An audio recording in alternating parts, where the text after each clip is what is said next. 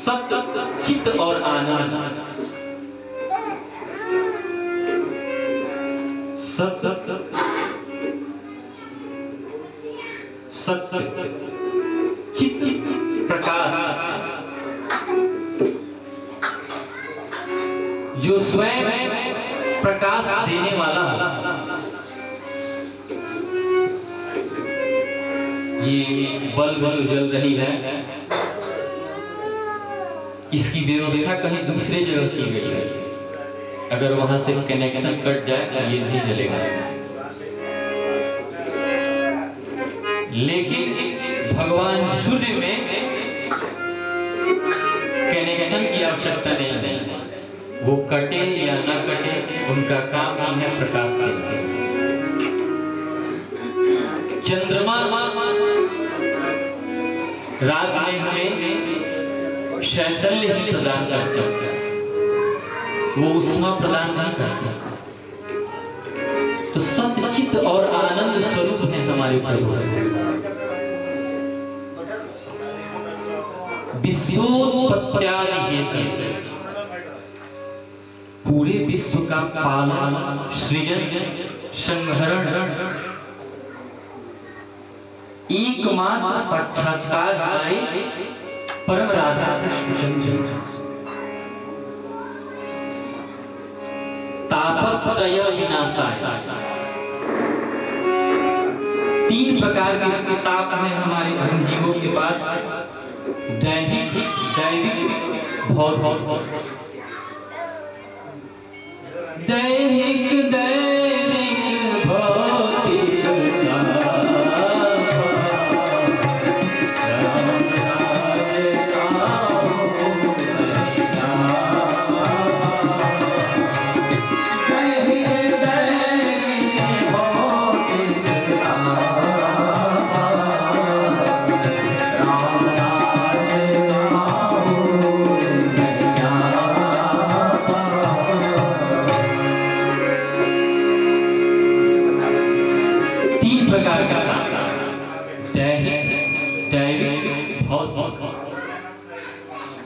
मानस में बताया गया है। तीनों प्रकार के ताप से, जिन परमात्मा के स्पर्श मात्र से, जिन परमात्मा के नाम संकीर्तन से ये तीनों ताप अपने आप विदा हो जाते हैं। श्री कृष्णाय वयम नमः। व्यास जी महाराज ने कहा श्री कृष्णाय वयम नमः, मैं नहीं, केवल एक नहीं, हम सभी मिल करके उन प्रभु को प्रणाम करें। श्री कृष्णाय वयम नमः। व्यास जी महाराज ने कहा कि आगे मानवों में इसकी भ्रांतियां पैदा हो जाएंगी। प्रश्न करने वाले तो बहुत से प्रश्न करते हैं बंधु,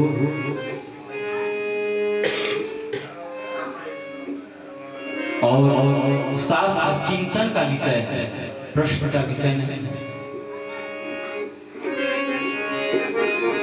तो व्यास जी महाराज ने कहा कि आगे मानवों में ये भ्रांति न पैदा हो कि मैंने ही केवल भगवान श्री कृष्ण को प्रणाम किया। इसीलिए उन्होंने कहा श्री कृष्णाय वयम नमः, हम सभी मिल करके भगवान श्री कृष्ण को प्रणाम करें। श्री कृष्णाय वयम,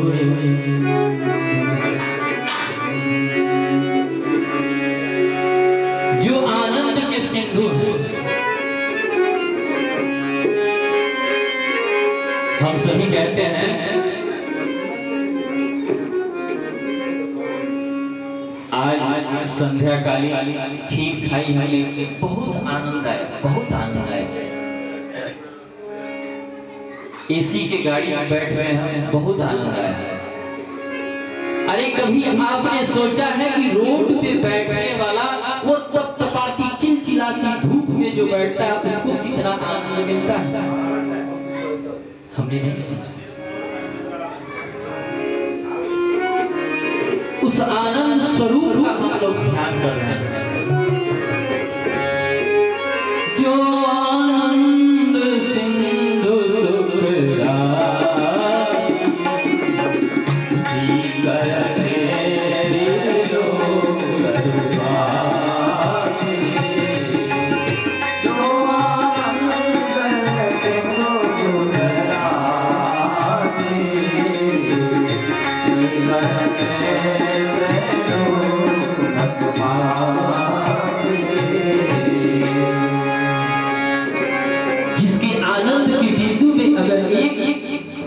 पिंड भी अगर हमें प्राप्त हो जाए तो ये मानव मात्र का किंचित कल्याण होने में संभव नहीं।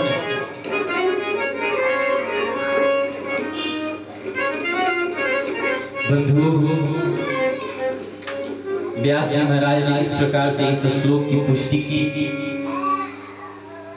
विश्वोत्पत्त्यादि तीनों प्रकार के तापों को जो नष्ट करे, वैसे परमात्मा को हम प्रणाम करें। बंधु,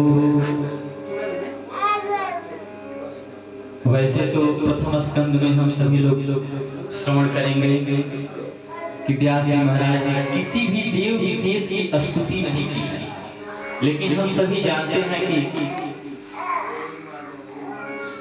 कृष्ण कन्हैया का ये चरित्र है। तो इसकी चर्चा उन्हीं से प्रारंभ हो तो अच्छी है। इस भागवत के मुख्य आचार्य हैं शुकदेव। शुक स्वरूप में सुखदेव जी का अवतरण हुआ।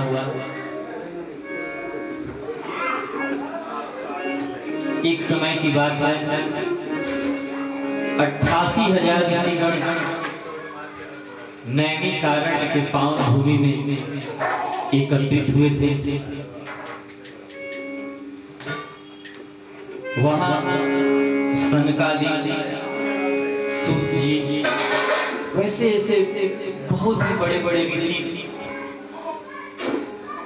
जो अपने योग माया के बल से, उनकी दिव्य दृष्टि इतनी अगम्य थी, उन सबों के बीच शौनक जी वैसे तो आयु में बड़े हैं, लेकिन फिर भी नीचे बैठ करके कथा श्रवण करते हैं। और उन सबों के बीच व्यास जी के परम शिष्य सूत जी महाराज जी को सभी ने एक लक्ष्य बना करके उनसे प्रश्न किया कि हे ऋषिवर, आगे कलयुग आने वाला है। इस कलिकाल में मानव पापाचार, अत्याचार, व्यभिचार, बहुत सारी बातें बताई कि उन सबों का उद्धार किस प्रकार से होगा।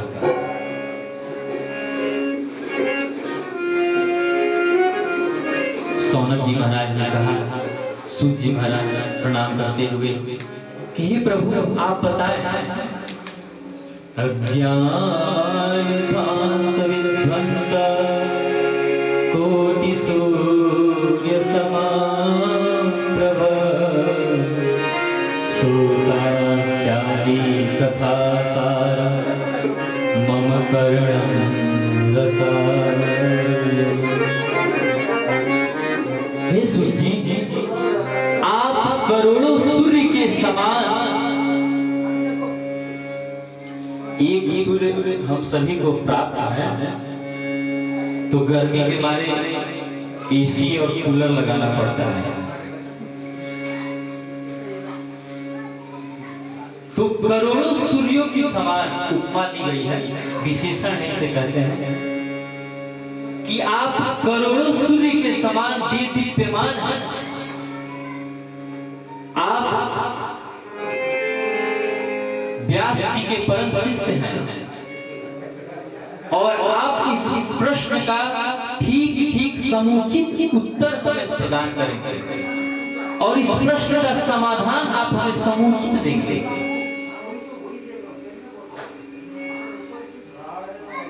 इस कलिकाल में मनुष्य आसुरी वृत्ति से जो व्याप्त हो चला है, हे सूत जी महाराज, उनके कल्याण के लिए आप कोई उपाय बताएं। आप सूत जी महाराज ने कहा कि हे ऋषिवर, मैं धन्य हो गया कि आपके मुख से ऐसे प्रश्न ऋषि संत महात्मा कभी अपने लिए कुछ नहीं बनाते, लेकिन आजकल तो फैशन चला है। तो ऋषियों का धन अपना धन नहीं होता है, वो हित के लिए होता है, प्रजा के लिए होती है। तो ऋषियों ने, सूत जी महाराज ने कहा, हे ऋषिवर, आपने बहुत ही अच्छा प्रश्न किया। इस प्रश्न से हम प्रसन्न हैं और आगे कलयुग आने वाला है, उसके उपाय के लिए मैं आपको बता रहा हूं। काल व्याल मुख ग्रास त्रास नाश हेतवे श्रीमद्भागवतम शास्त्रम कलो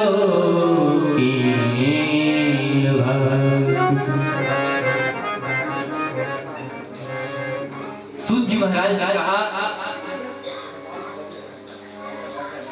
इस कलिकाल से मुक्ति पाने के लिए एकमात्र गोविंद की कथा है। ऋषियों ने कहा, गोविंद की कथा? हम सभी तो बहुत सारी कथा सुनी, ये कौन सी कथा है? सूत जी महाराज ने कहा, श्रीमद्भागवतम शास्त्रम कलौ कीरेण भाषा सुकेन भाषा सुख विश्व तोता सुख स्वरूप में वृंदावन में हम लोग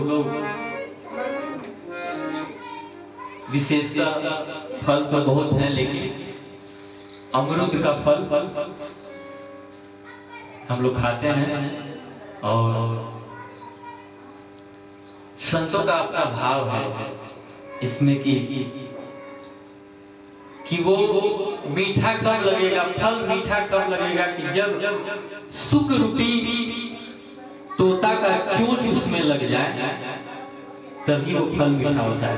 या ऑलरेडी आप समझे कि तोता उसी फल को खाता है कि जो मीठा पहले से रहता है, खट्टा फल वो चूज ही नहीं करता है।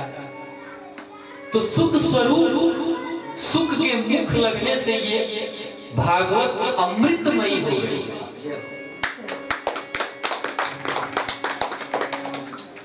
तो इसीलिए सूत जी महाराज ने कहा कि श्रीमद् भागवतम शास्त्रम, एक भागवत की कथा ही ऐसी है कि जो कि कलिकाल में मुक्ति देने वाली है।